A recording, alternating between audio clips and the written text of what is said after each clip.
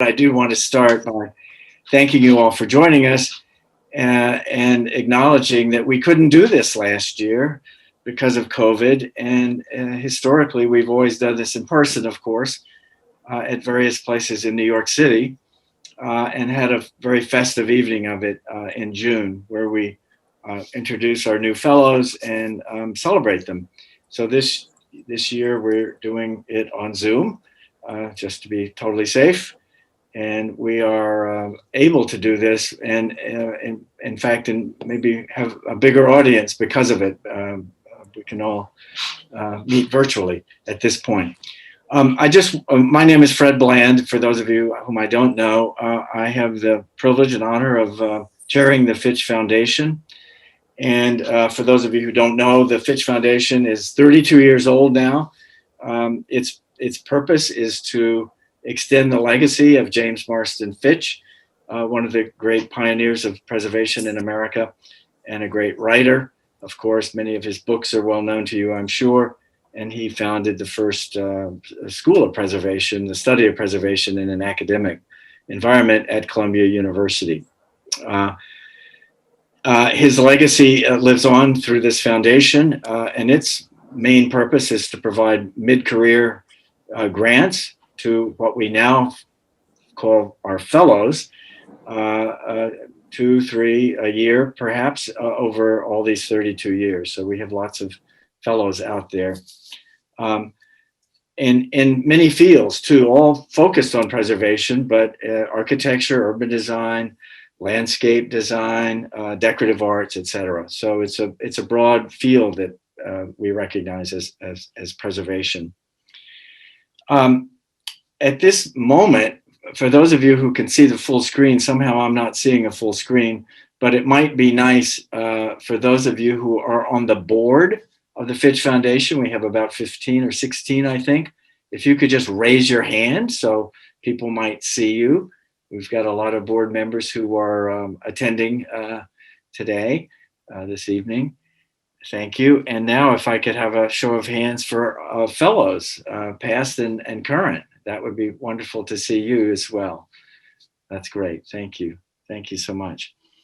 So it's my great privilege and pleasure now to introduce you to our speaker tonight, Sarah Marsom. I'm going to read from notes so I get all this accurate. Some of you probably already know about Sarah, or maybe know Sarah. I didn't have the pleasure until about 10 minutes ago when we met just now on Zoom, but I think her energy and vitality will captivate our evening together now. She's based in Central Ohio, which I will note is the traditional homeland of the Shawnee Nation, the Miami, Wyandot, and other indigenous tribes as well. So I think that's an indicator of our and the Fitch Foundation's and the preservation world's new focus, let's say, on a broader array of who and what we celebrate as preservation and worthy of preservation in our country. Her goal has been to improve the preservation movement's accessibility by empowering the next generation of community advocates and increasing representation of lesser known histories. She's an award winner, naturally. She won the National Trust for Historic Preservation American Express Aspire Award in 2018. And among other awards, she's also been featured in the inaugural 40 Under 40 People Preserving Places list. She's been featured in Curbed, Traditional Building Magazine, and the National Park Service LGBTQ America theme study, amongst other publications. Most relevant, I think, tonight, and maybe the reason for her deserved fame right now, is the creator of this provocative title that she's invented, I think, wonderfully. She's the creator of Dismantle Preservation, a call for systematic change within the discipline of preservation, and also a conference of the same name. She sees her work as investing in the future of the preservation field, which is exactly what the Fitch Foundation also views as its mission, to help guide the future, talk about what is the future. A little sidebar here. I think for 50 or 60 years, the preservation movement, even with its setbacks, which we're always sad to see, of course, they occur all the time, but really, in the last 50 or 60 years, preservation is in a completely different place in this country than it was, say, in 1955 or 60. So it's achieved a lot. The question is now, where does it go? What are the new frontiers of preservation? And I think Sarah is one of the voices that is showing the way. And we hope the Fitch Foundation as well will contribute to that. She calls on preservationists to directly address inequity within the field, including racial bias, gender and pay, recruitment in higher ed, and the professional space and mental health, and to uplift and amplify Black, Indigenous, people of color, and other lesser recognized voices that currently exist in the field. There are more notes here, but I think less time for me and more time for Sarah is what we should hope for. And now I will, with grateful thanks to Sarah for joining us, turn it over to Sarah Marsom.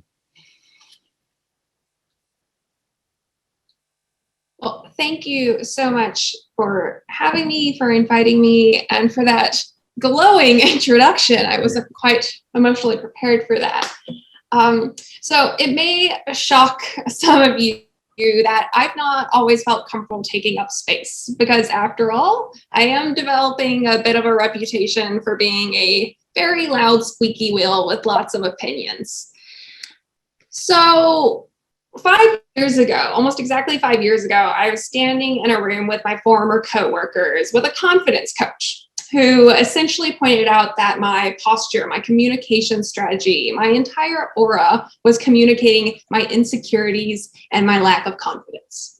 So what led me to that place? Why was I insecure and needing someone to be paid to tell me how to be confident?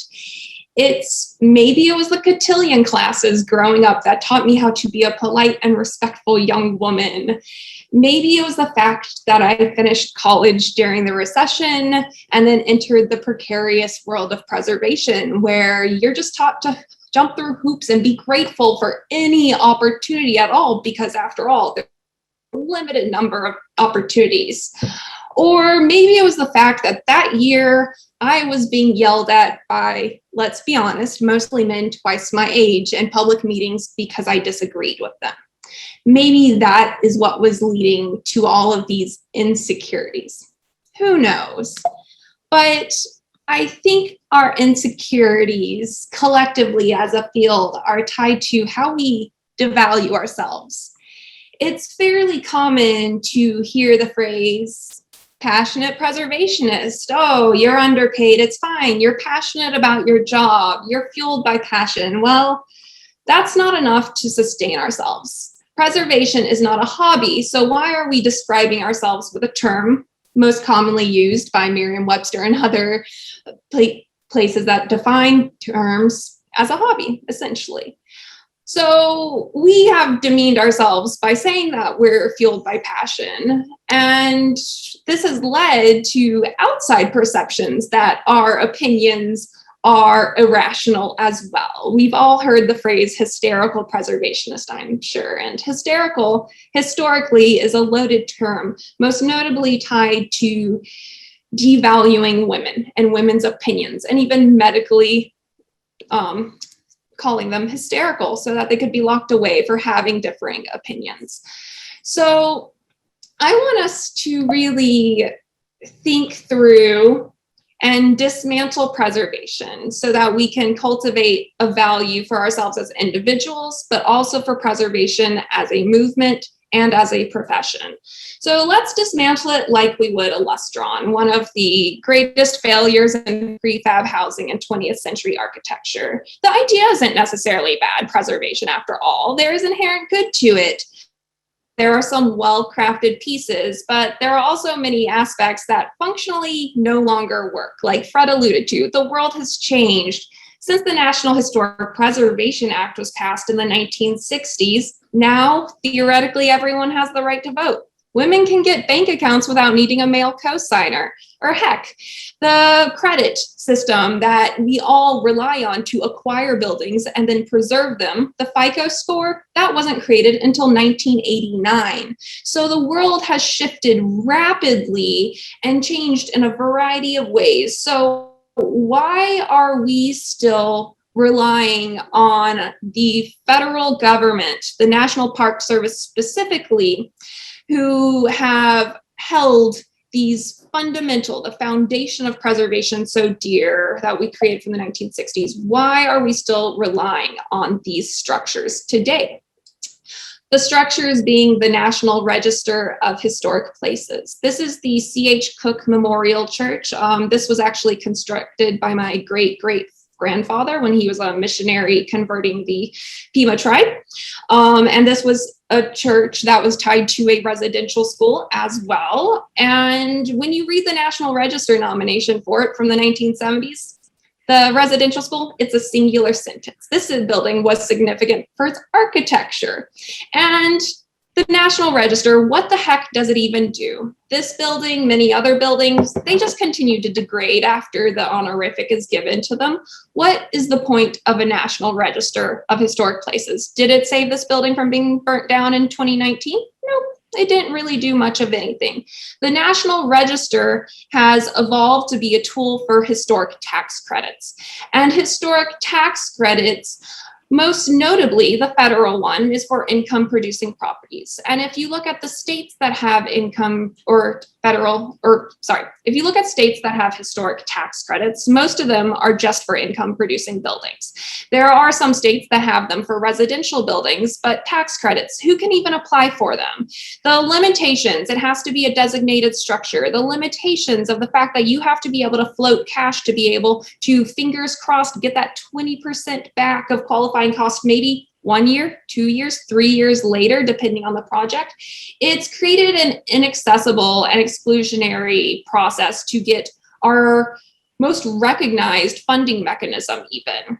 Some states like Pennsylvania, it's a lottery system. Why the heck would anybody pursue state historic tax credits when it's a lottery? This just doesn't make sense. And so it's a popular tool. We lobby for it at Congress, but it is a tool with inherent limitations for who can pursue it, what it can restrict you from doing.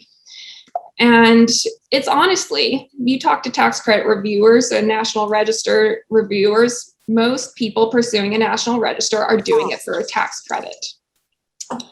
So what other tools do we have that exist? We have our Section 106. We have our above ground and below ground review procedures and policies. So again, what does a designation even do when we can look to our border wall and see that it decimated cultural resources, even with us theoretically having it be a landmark, it having environmental designations, it having all the designations that are theoretically supposed to prevent the damage of our cultural resources. We saw it being decimated this past year. And it's not like that's uncommon, actually, when we look at our designated resources across the country, if we're relying on our federal programs and oversight.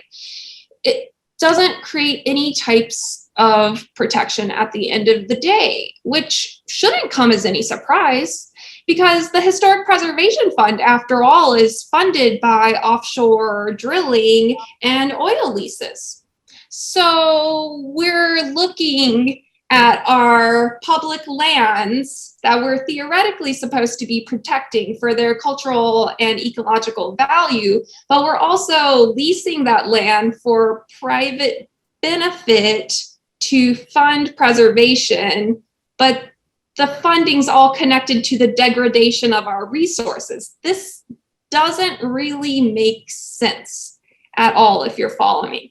So our Historic Preservation Fund itself, which the National Park Service manages and gives out large sums of grants every year, why are we, a field that is theoretically tied to sustainability, being funded by private corporations that are extracting non-renewable resources? This does not make sense. Why isn't the Historic Preservation Fund funded by renewable energy like solar or wind turbines. We have alternative options here so that we do not continue to lose our above and below ground historic resources. That's really important for us to look at. And it's not just the issues to the degradation and our lack of actual teeth to our federal review processes. It's the way the National Park Service uses language to continue to diminish its role and the larger role of preservation in just flat out ignoring many people. The Historic Preservation Fund has a very popular underrepresented communities grant. So underrepresented, what does that even mean? It means, oh, these people just didn't fill out a survey, they're underrepresented. No, we have been historically excluding many histories of women, people of color, LGBTQ, disabled persons. You know, we have not been telling the full story, and the language that we are using just continues to diminish our role and to not take the blame that we should be taking. So I really want us to just say that we shouldn't be looking to our federal mothership anymore. The National Park Service has done wonderful work, and it's shown the potential of what preservation can be, but we are limiting ourselves. We're being passionate, but we're not being ambitious. I want us to be ambitious. When the National Preservation Act came out, of course, those people were being ambitious. They were creating something entirely new, something that had never been considered. But I want us to be ambitious in the sense that instead of relying on the National Park Service to overhaul their guidelines and their standards, I want us to be ambitious in reimagining what the future of preservation could look like. And for me, the future of preservation is coming back to our local communities. It's relying on our local expertise, and instead of ignoring our neighborhood experts, it's focusing more on being ambitious to uplift and empower and to just ignore the bureaucratic hoop jumps. We can find so many examples of how localized preservation movements are preserving the many versus the few histories. When we're looking at climate change, for example, we can look at Savannah and look at Rethos and how they aren't necessarily saving structures, but they're saving materials out of landfills. San Antonio's preservation department is launching something. In Portland, Oregon, they have policies to keep things out of the landfills. We have all sorts of local efforts and options that start to transition away from preserving for the few to preserving for the many. We don't need to rely on historic tax credits that, once again, provide funding for the few. We can create our own local grant systems. We can create our own funding structures. We can use vacancy taxes to create incentives. We can find a myriad of examples that preserve the widest scope. And it's not just about us reimagining how we save these structures, it's reimagining how we tell these stories. So the Pauli Murray Center for History and Social Justice, I highly recommend looking it up. It's in North Carolina. It tells the story of Pauli Murray, who was an Episcopalian reverend.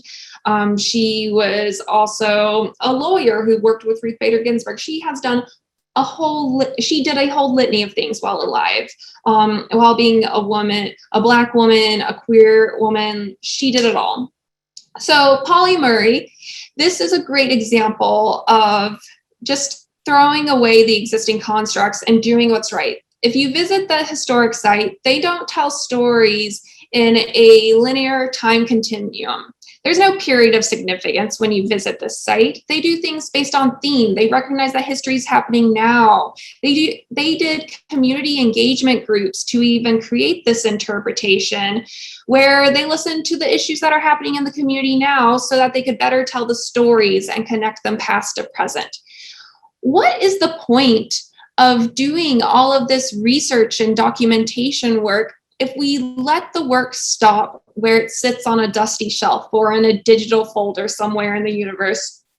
The point is to be using this research. The point is to be doing preservation as a tool for empowerment, as a tool for education, as a tool to overpass the shortcomings that we have in our public school systems, where critical race theory is not even a thing and or going to be allowed as a thing. You know, we have to really think about how preservation is a tool where people can passively connect to these stories, actively connect to them. And the Pauli Murray Center is a really great example of this. We don't just look at the work that we're doing, though. And I am going to be really happy during the Q&A when we can have a conversation about the work, but it's also about the practice that we're doing. We have to make sure that we are valuing ourselves. If we look statistically, the preservation field is largely women. And statistically, women's work is devalued. We look at the history of the preservation movement as we tell the story today, and Pamela Cunningham, Jane Jacobs, Aurora Vargas, all these women. So it's women's work, and women's work is statistically devalued. And if you look at what we are paid in preservation, when we are signing up for contracts for a tax credit, signing up for contracts for a national register, there is consistent devaluation in all spheres, whether we're talking government work, nonprofit work, or otherwise private sector. And some of that's tied to it's being women's work. And it's created these barriers of shame, where last year I was pleased to encourage people to reach out to job boards to make it so that salary requirements were a part of job listings, because we have to be transparent about what we're making so that we can advocate for what we're worth for a myriad of reasons. It's egregious that there's still unpaid internships in preservation. It's egregious that we require people to have master's degrees for entry-level work that pays $35,000 a year. How do we expect people to want to go into preservation, to work in it as entry-level workers, middle workers, to spend an entire life, an entire career working in preservation if we're not creating support structures that make them feel valued, that help prevent burnout, that make it so they can have a living wage, so that they can have children if they want to, or own a home. We have to create these support systems, because I look at this image of wonderful practitioners, of cultural resource workers, and I look at this and I already know that one person on this screen has left the field because they left devalued. And this person was in the field for maybe 5 years doing amazing work, but she felt belittled. So she quit her job and moved on. We all have this story. If you think about who you went to preservation school with, if you went to school for the degree, or maybe just you worked in the field, you know people who've left because of either wages, burnout, or other reasons. So I look at this screen and I see people who give me hope for the future of preservation and what it can be and what it is, because after all of these people are working in it in a variety of ways. But I look at these people and I can recognize that if we don't change the systems, we will not retain this talent.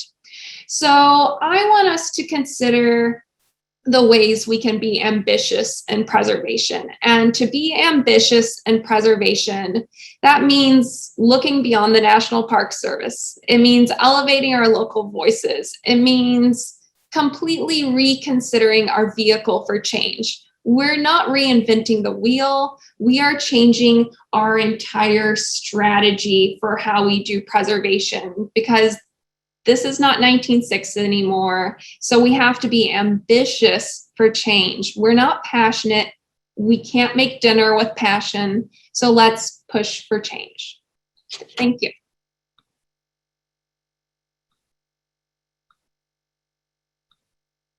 I'm unmuted, although I'm speechless. Thank you. That was really wonderful and a provocative, I think, a few minutes really to get a discussion going, maybe later in this program, but also maybe among yourselves and in your own lives back where you all are working and and thriving, I hope, in this field.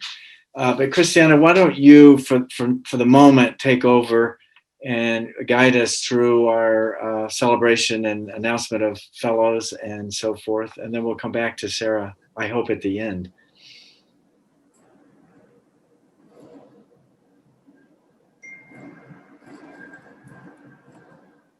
All right, well, thank you so much, Sarah. That gave us, as Fred said, so much to think about, not only for this evening and the subsequent discussion, but in our careers, in our fields, in our offices, with our colleagues, on work sites, in classrooms, all over the place. We need to be thinking about these things and putting a lot of these considerations into practice. So I echo Fred that I'm eager to hear the conversation.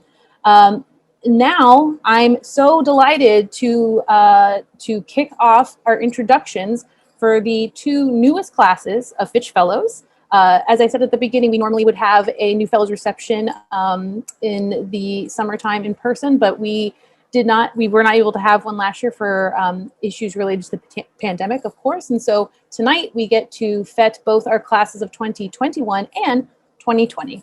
So I am just going to say each individual fellow's name and then leave it to them to take the floor, introduce themselves as well as their project, because they are who you're here to see.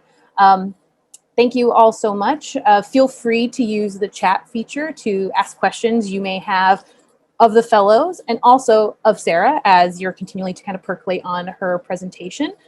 If we hit the 7 o'clock mark, the program is scheduled for an hour.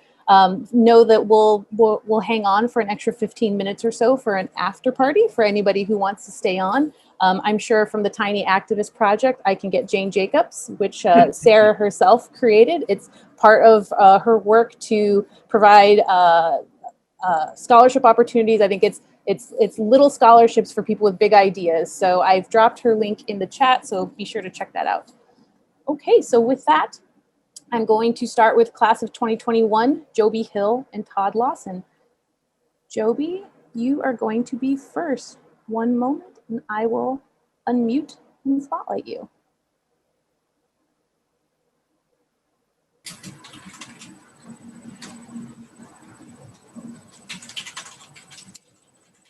All right, Jobie, welcome. All right, thank you. So, hello everyone. So, my name is Jobie Hill, and I'm a licensed preservation architect with a background in archaeology and anthropology. My personal mission is to advance an evidence-based understanding and acknowledgement of the institution of slavery in America. A cornerstone of this effort is the belief that the histories of many non-white Americans have been told to them and not by them. To that end, I am dedicated to the interpretation and preservation of the living and working environments of enslaved people, integrated with their own oral histories and historical records related to the business of slavery. My project for my fellowship is titled Silence, Voices, and Interpreting Sites of Slavery. Silence Voices is designed to transform public perspectives and set new interpretation standards for historic sites of slavery. The missing voices from contemporary interpretations are those from descendants of enslaved communities. Silence Voices is working with descendants from Pharsalia Plantation in Nelson County, Virginia, to create a collective historical narrative about the people that lived and worked there and their legacies. The history of the site and the people will be explored and captured through filmed oral history interviews, filmed on site, interdisciplinary archival research that provides insight into the environments and situations in which they lived, and architectural documentation of the site that focuses on the details of the enslaved spaces. The final product of Silence Voices will be a short film documenting and describing the process and the results of the project.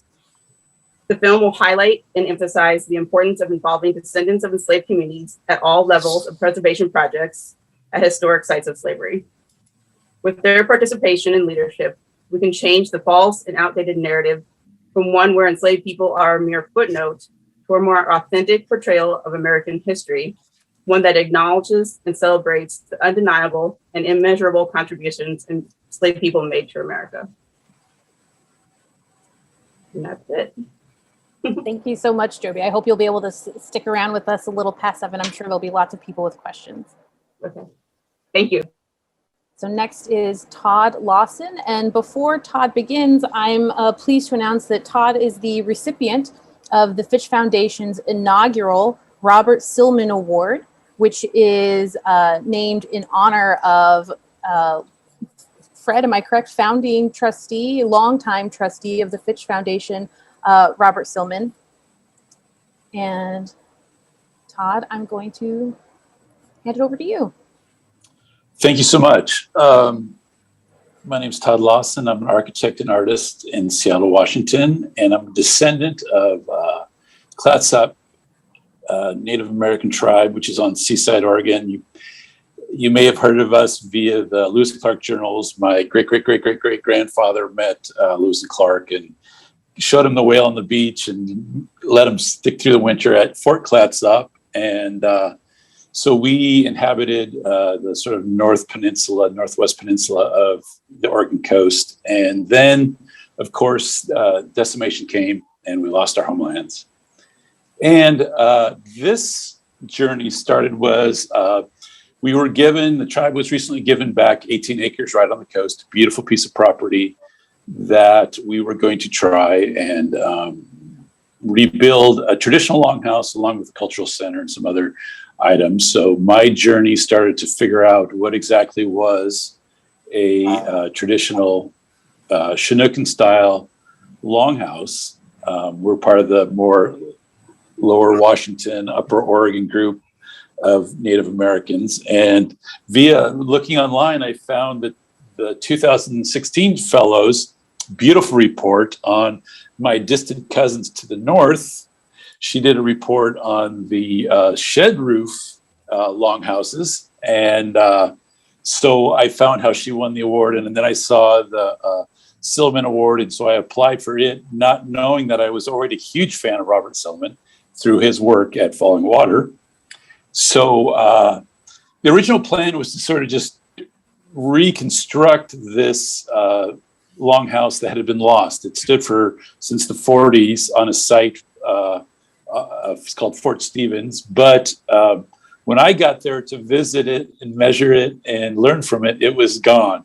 And all was left was this, on the left-hand side of the photo there was this totem pole type item that, as I now know through my research, isn't even the correct format. This is an Alaskan tradition to enter through a pole, not an Oregon tradition. So I was a little awash what I was going to do, but then I found a quote from Mr. Silman that was, what do we owe the future? What do we owe the future? And I think right now my fellowship is about what I owe the future is the documentation of a nearly lost history of what was a true Chinookan Clatsop longhouse that would have been built in the northwest of Oregon during these times. When you take the deep dive down in history, you start with maybe you arrive on the Lewis and Clark journals, and you realize, wait a minute, that's in the 1800s. The downfall of the people had already started. It was in disarray. The chicken pox had already come. So I'm trying as a starting point to collect as much history as I can and research and reevaluate what actually was built in the villages on the Oregon coast. And so from there, I'm going to do kind of a traditional set of working drawings that would be as if someone was going to make in traditional manners with traditional craft. And then finally, we're going to do a set of drawings and kind of a feasibility study for a contemporary interpretation that can be occupied and safely occupied and maintained on our newly found property. So I'm very thankful for the support, and I am excited to share with in the future what we come up with. Todd, if I could just jump in here and say, it's really hot on the East Coast today, but it sure is a lot hotter where you are. Well, I made a tent yesterday in my office and put my little AC unit in there, and I slept in it. That's how bad it was. It was 114 no, 111. It was 115 in Portland, Oregon. Not far. I was down there a couple of days ago. It's the worst I've ever seen it. We're not prepared for this at all. So it's hard for us to imagine that, and I'm sure it's harder for you all too. But thank you for a really invigorating view of your project. I think we all. Well, thank you. Yeah, I had a hard time cutting it down to 3 minutes. 3,000 years into 3 minutes was a little tough, okay. But I did my best. Wow, you were great. Thank you, Christiana. Take it over. I'm not going to comment anymore. No problem. All right. So Jobie Hill and Todd Lawson, as we said, represent our class of 2021 fellows. Now let's go ahead and skip back to our class of 2020 fellows, who we did not previously have an opportunity to introduce at our annual reception. I'm going to go ahead and start with Bonnie McDonald. All right, thank you very much, Christiana, and good evening, everyone. It's a pleasure to be with you. I'm Bonnie McDonald, and I am a professional preservation advocate, and I serve as president and CEO of Landmarks Illinois. And thank you for allowing me to talk about the Relevancy Project, which is how I refer to my fellowship. But I also want to say congratulations to all the cohort participants, and it is really exciting and humbling to be a part of this group with you, and also to say thank you to the board members of the Fitch Foundation and to Christiana and Missy and Holly for your mentorship along the way, because I've been working on this now for about 18 months. And the problem that I put forward is that preservation is in the midst of a relevancy crisis, in my belief. And we can see this through a number of symptoms, which would include, for example, ordinances and regulations being challenged all across the country.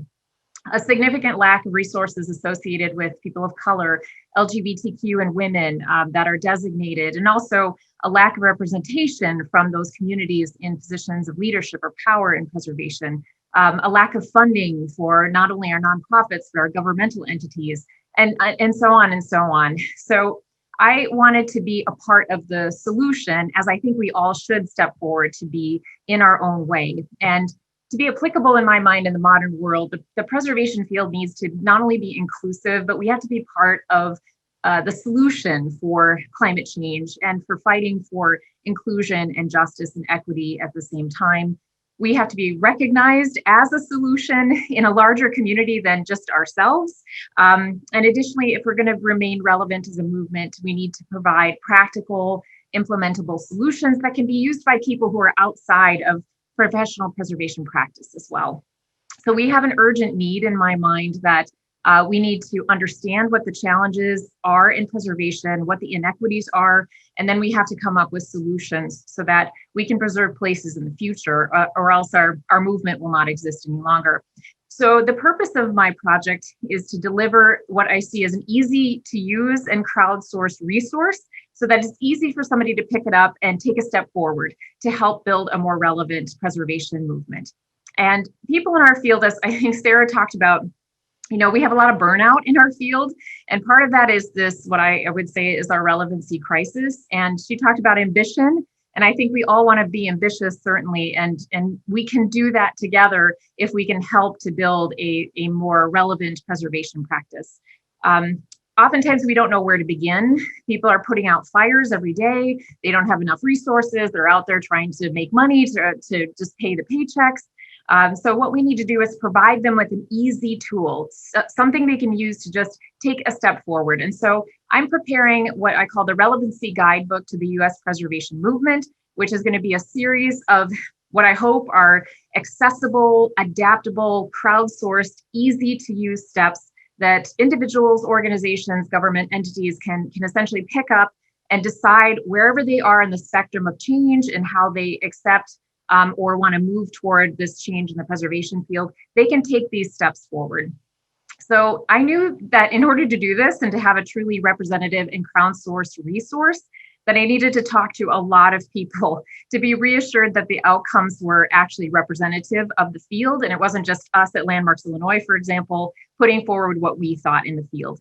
So my process has been over the last 18 months just to go out and talk with people. And what I found is that we're very siloed in preservation. Even within our own field, we only talk with perhaps consultants or governmental entities or nonprofits. And the field doesn't even know what's happening all across the nation as far as models and best practices and conversations. So we have a real opportunity to bring forward models for others, so again, they can take steps forward.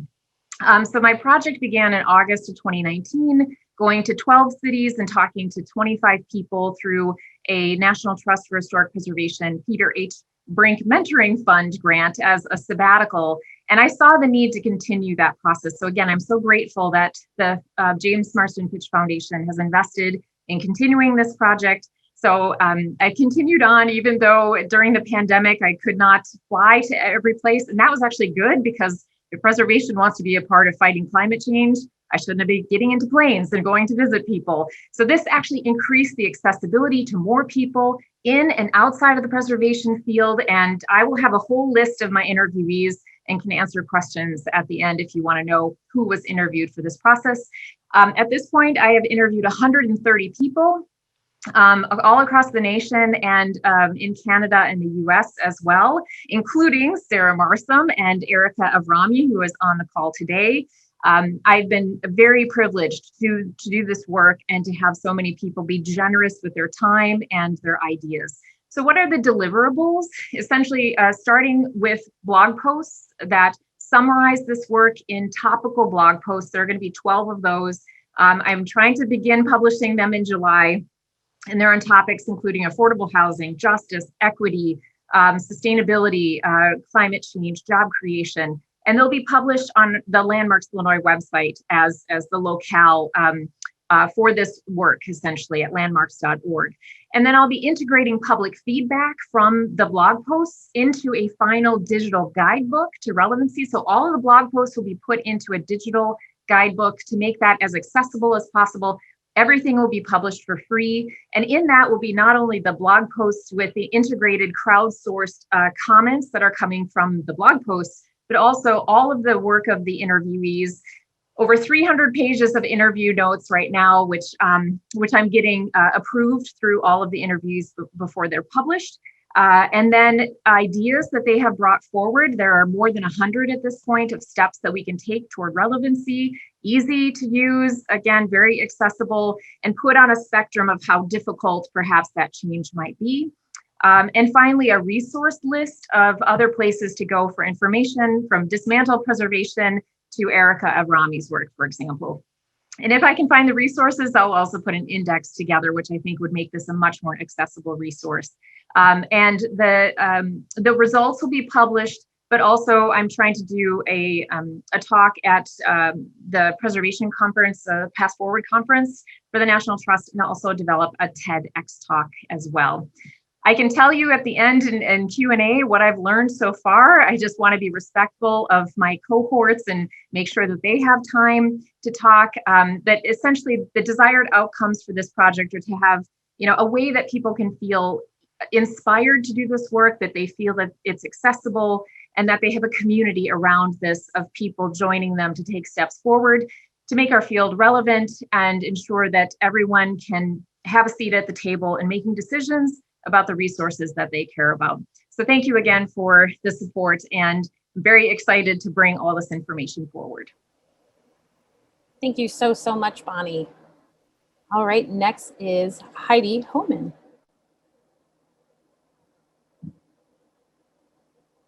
Just one moment to unmute you, Heidi.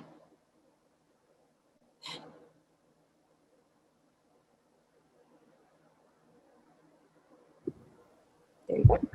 Okay. My name is Heidi Hohmann. I'm a licensed landscape architect. I've been working in preservation since the 1990s, and I'm also an associate professor at Iowa State University. I'd first say I'm really happy to be here amongst a great group of people here, and I'd also like to thank the Fitch Foundation for their support on my project, which actually looks at the interface between ecological management and preservation. My area of my topical study is the Minneapolis lake system, looking at Lake of the Isles here, which since the 1970s has been primarily managed and viewed as a natural resource. but the lake system is actually very much a constructed landscape. The construction process was done incrementally over more than 50 years, and it moved over 50 million cubic yards of soil in its construction over that time period. Over time, this constructed landscape has really become the identity of the Minneapolis, the city of Minneapolis, which founded on the banks of the Mississippi and St. Anthony Falls. Over time, it shifted, and the city is now known as the City of Lakes as a result of this construction process. My project is, however, seeking to examine the lake as a cultural landscape, not as a natural landscape, one that was built by and for humans. So the project's composed into two parts. First, I'm examining the rationale and the methods of its construction. So that's resulting in charting a narrative history of its construction. It will comprise a book of my, a chapter in my book, which is on the history of the larger Minneapolis park system. And then secondly, it will result in a series of conference presentations on the idea of how can landscape preservation and ecological management be combined in the management of these lakes and other ecological resources. I think we tend to separate those two things in terms of management. We've got the cultural and the natural, both of which have different ways of doing restoration. And I'm really trying to look here and see how the history of a landscape, the cultural history, can be factored into ecological management. So that's it in a nutshell. Thank you so much, Heidi. All right, our final fellow to introduce is actually a duo, a pair of fellows, Laura Blokker and Andrew Liles. Give me just one moment to unmute and spotlight you both.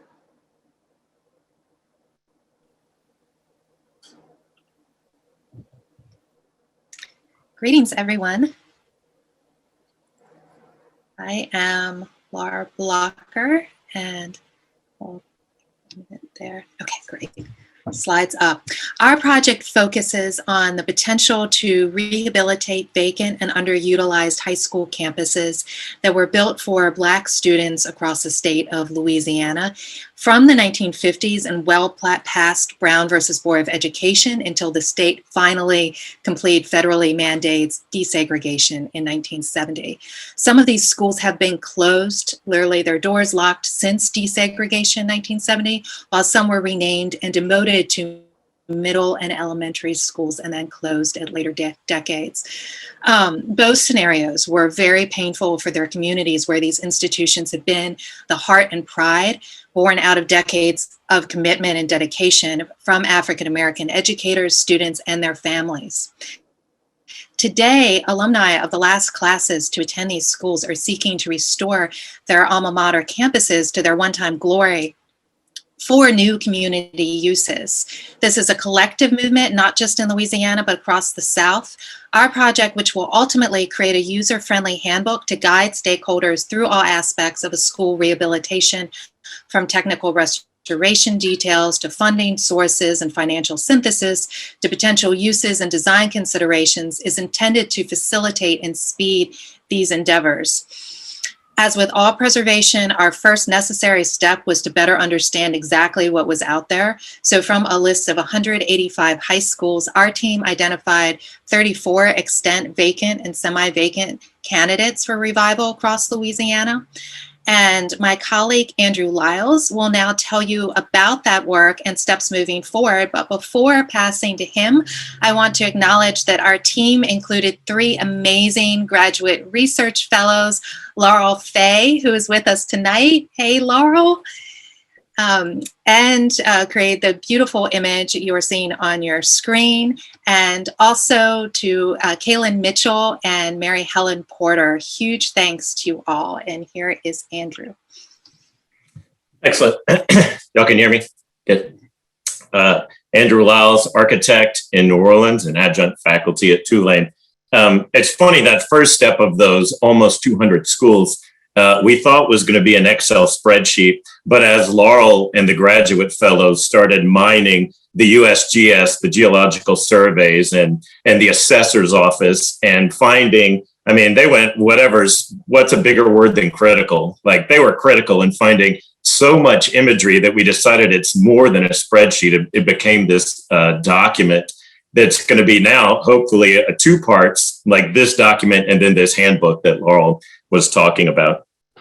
The next place where we're headed is where we're going to, our intent, these candidate schools, these potentials, these 30 or so schools, we're going to get those stakeholders together to get them to make sure they're familiar with each other, strength in numbers, and understand they're on this fight, not alone.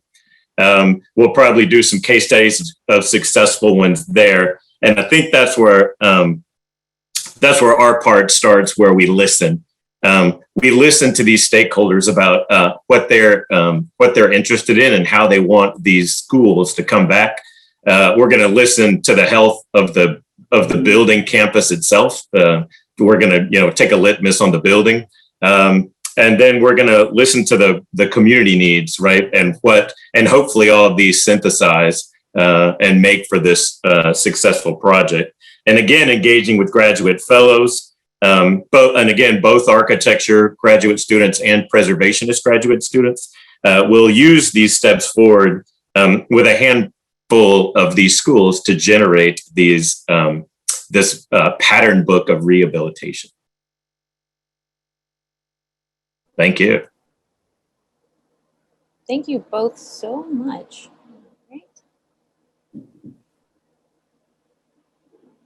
Well, I want to encourage everyone to please join me. You can either with your reaction tool or just on camera, just give all of our fellows a round of applause. We are so thrilled to be a part of your work, and the Fitch Foundation is very grateful to all of those who support us through their generous funding so that we can in turn support these important projects.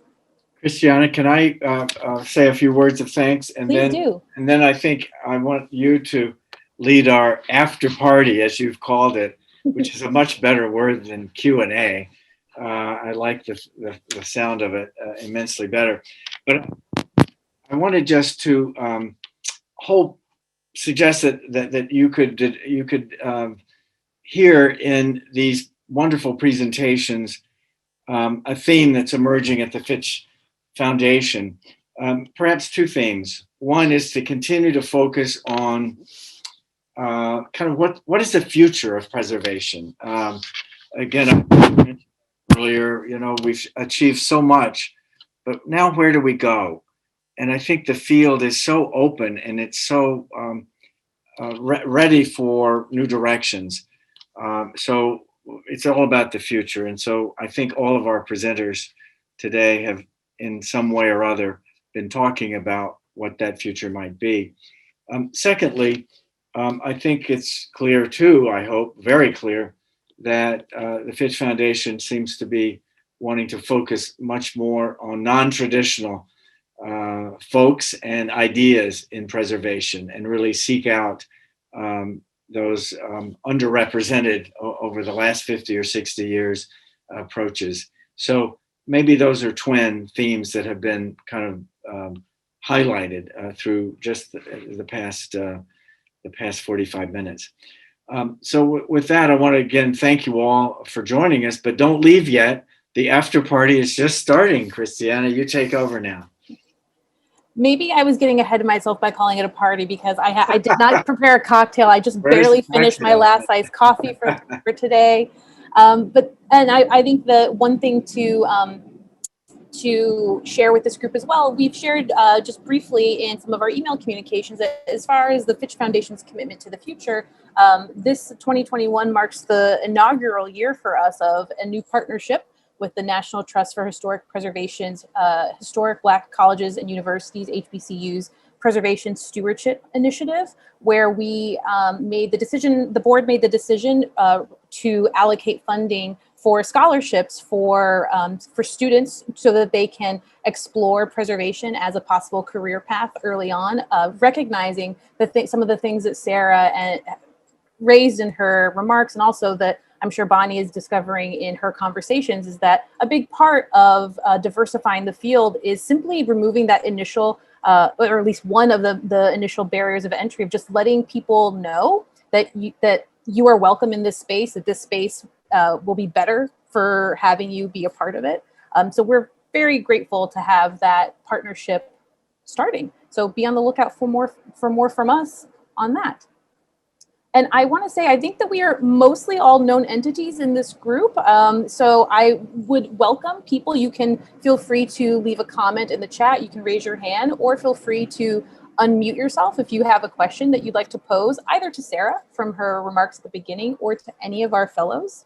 But maybe I'll start it off by asking Sarah, as you have been, you started off by saying that you are increasingly the squeaky wheel in the conversation. And I'm just curious to hear what the reception has been at some of the more traditional, let's say, forums, maybe conferences, etc., and versus how has the reception been at the Dismantle Preservation that you are organizing? Would just like to hear a little bit about that. I actually gave a talk last week with Preservation Connecticut. So a lot of the work that I do is tied to education and outreach, and it's fun, it's arts and crafts based. So a lot of people, it's like an interesting juxtaposition where I'm the fun person, but then I'm also the person who's like, this is horrible, let's change this.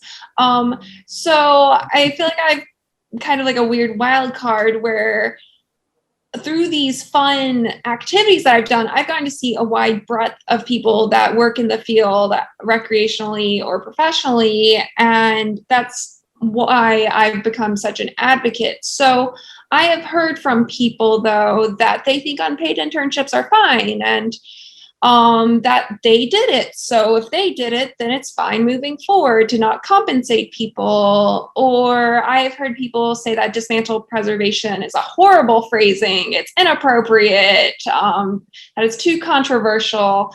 But, all of this spurs. One of the options you gave me for graphics was a dumpster on fire. And I didn't know if that would be the way to go for tonight, or if people would feel that was pushing it slightly too far, but maybe next time I'll just go for it.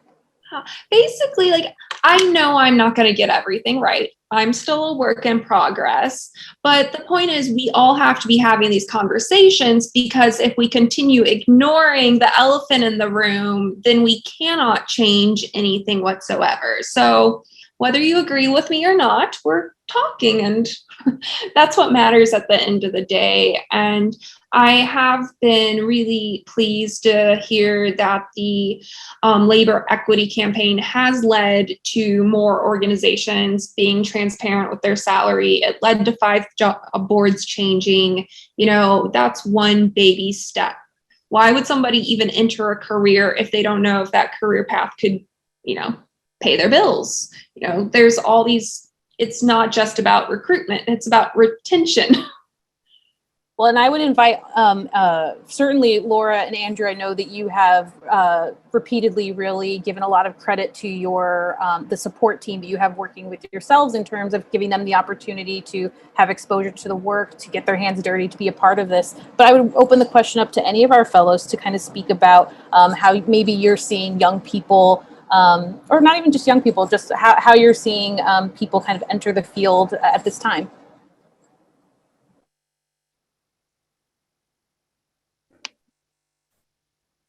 Maybe Andrew and Laura, and actually also, if you're a graduate student, maybe Laura would like to say something too. No, I think I totally agree with everything that Sarah was saying, and I think that we also need to remember that it's not just preservation, that there's this really ugly pattern across the board of not revealing salaries, of, obscuring the actual income, and but this is our field, so it's important to advocate for that. And one of the things that I always say to people is you need to not just think about what other people are making in the field, but what your actual living wage is. And start from there. To change the topic, it's been my experience that people who are not in the field and in the various professions have no problem with the importance of cultural resources, places that don't look that great but have a really important history. They understand that immediately. By the way, I'm not here. This is a background. But it's the issue is with the profession and not with actually people who are living in communities. Has that been your experience?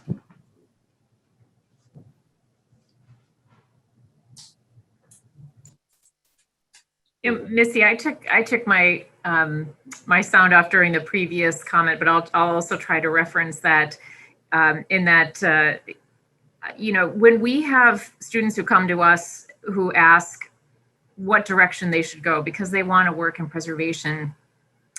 I'm probably going to get kicked off this call for many reasons, but one of those is that we often say, you don't have to get a preservation degree or don't get a preservation degree because you can do preservation from many different places, many different angles. You can infiltrate to some extent other fields, real estate, finance, banking, and bring your ethic for place and people in that connection. So I just want to say that doesn't solve the crisis that we have, I think, in how people come into the field and feel welcome and are supported in that. And I support Sarah's work entirely in what she's done to advocate for that. But people need to see themselves in preservation as well, oftentimes to feel a sense of being welcome and that they have a pathway or an understanding how to get there with mentors at the same time. So just two thoughts to consider. And I see that Paige Callie has her hand raised. Paige, feel free to unmute yourself. We'd love to hear from you. Well, it's been a while since I've attended one of your meetings, and I seem to be out of sync. I have to say a quote from James Thurber, one of my favorite midnight reads. He wrote, "I feel there's an angel in me that I'm constantly shocking."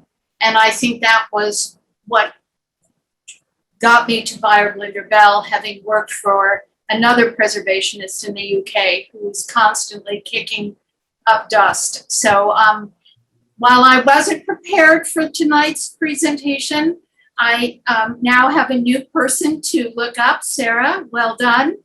And also, I'm here tonight really to clap loudly for Jobie.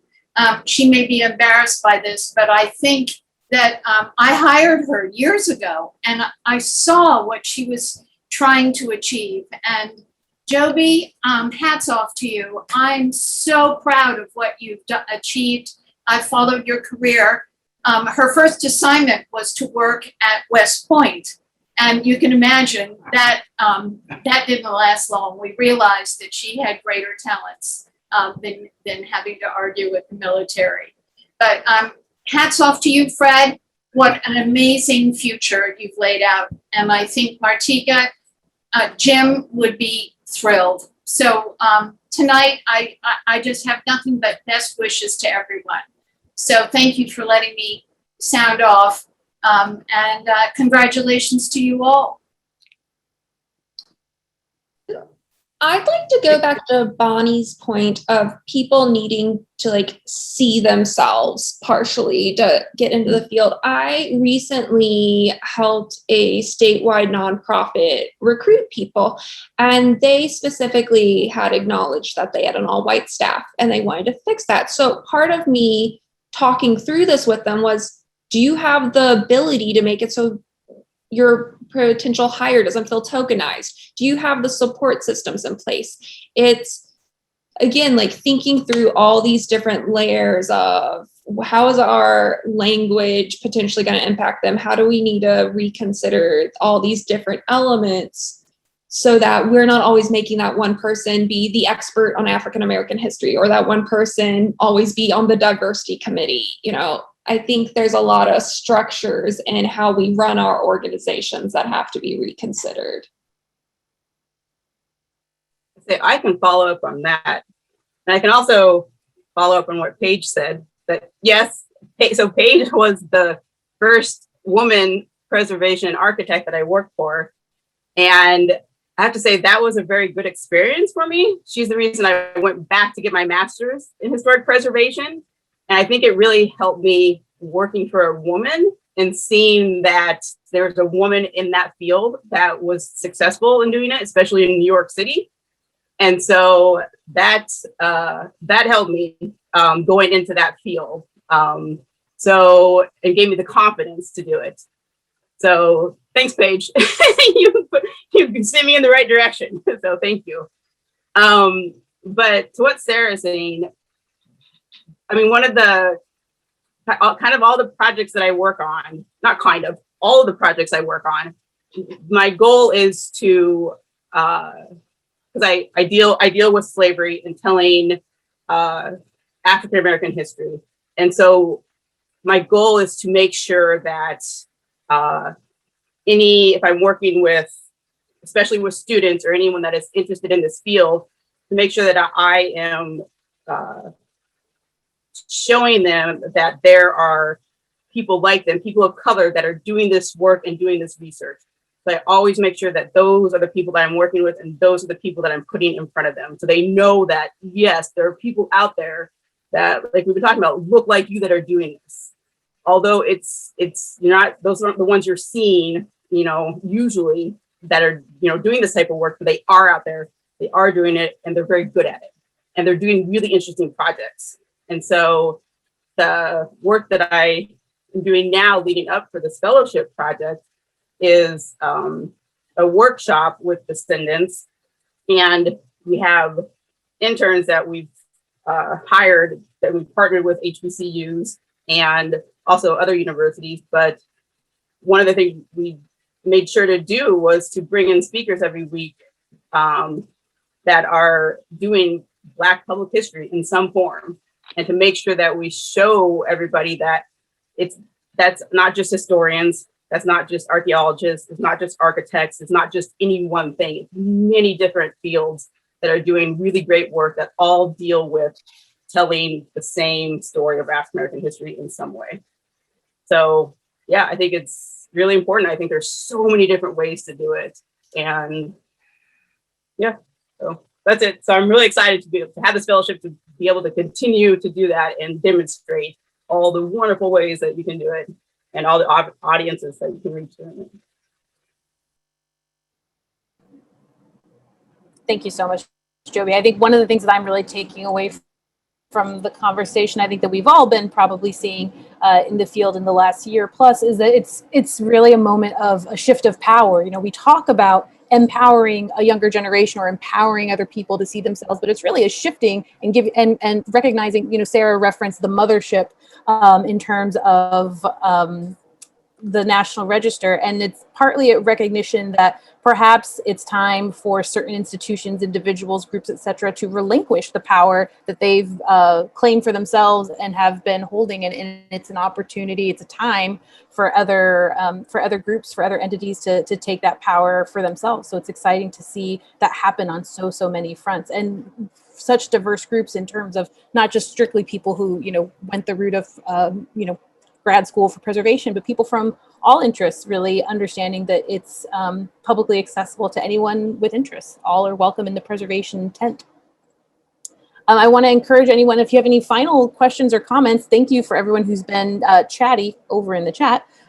Feel free to let us know if you have any other questions there. I know one thing that's come up is just this point of language, and Sarah, you responded to a question regarding that of simply, one initial step could simply be the word choice and the language that we use to recognize aspects of history that in the past has been intentionally or willfully ignored.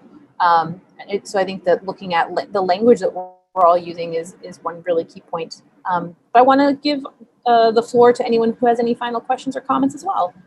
Yeah, I'd like to just chop in here. I think it goes beyond language a little bit. And I think I would just, this is a friendly amendment because I think it is about language. But I also think, and I think this is represented here today in a lot of different ways, it's about expanding the stories that preservation tells. And I think also expanding what the story is, to not just to think about what human stories are, but the larger climate story is. I think the more that preservation can appeal to a larger group of people and tell a larger group of stories. And I think sometimes it's been architectural history or tax credits, architectural history, money, and window repairs. I get really tired about hearing about window repairs, right? Windows, historic windows, like people's, and I think the more that we can expand what the stories are, we at our institution here, we started a historic preservation certificate, and we've got an undergraduate minor, which has never existed at our institution. And we're having a hard time getting more than 4 students a year, right, into those options. And I think that there are these larger pressing problems. And I think that expansion of the social aspects of preservation and storytelling has the potential to bring more people in. But I think we need to continue to expand the stories and the connections to the pressing problems of the day. And I would say climate change is one of them. And that's what I see. I teach in a landscape architecture program. People are concerned about, it's the green movement. And I think we've got to promote preservation as green and making those kind of climate connections as well. So really expanding the language we use and the stories we're telling about what preservation can do, rather than only telling about the stories of the past, but what it does moving forward. So. Heidi, I think that's really a wonderful thing to say, partly as maybe an end piece too, because Jim Fitch, as many of you may know from his writings, was one of the very earliest of preservationists to connect preservation to climate. He was a real pioneer in this, at least as much, maybe it's not even as well known as, let's call it pure preservation, but linking architecture to climate. This was something that inexplicably was just not really thought about very much. So you're absolutely right, and I applaud you in your world, what you're doing out there as well. So, Christiana, if do you want to say a few words in the end? I think we've kind of reached the end moment here. I think if this after party goes any longer, I'm going to have a hangover tomorrow. So we should wrap it up while it's on a high note. Thank you so much to all of our fellows for taking the time to share your projects with us. FitchFoundation.org. Each fellow will have a page where we will have an overview of their projects, and as they have materials for the public to review, videos, blog posts, etc., we'll be sure that that's all linked there. Thank you, of course, to Sarah Marsom and to tiny activist Jane Jacobs for joining us tonight. We really all benefited from your remarks. And please go to Sarah Marsom, MARSOM.org to connect with her to keep the conversation going. I know she dropped it in the chat, but the Dismantle Preservation Conference is coming up in July, and it is free. So everyone should have a look and stay a part of the movement for change and evolution of the field as it goes forward. Thank you all so much. Enjoy the rest of your evening.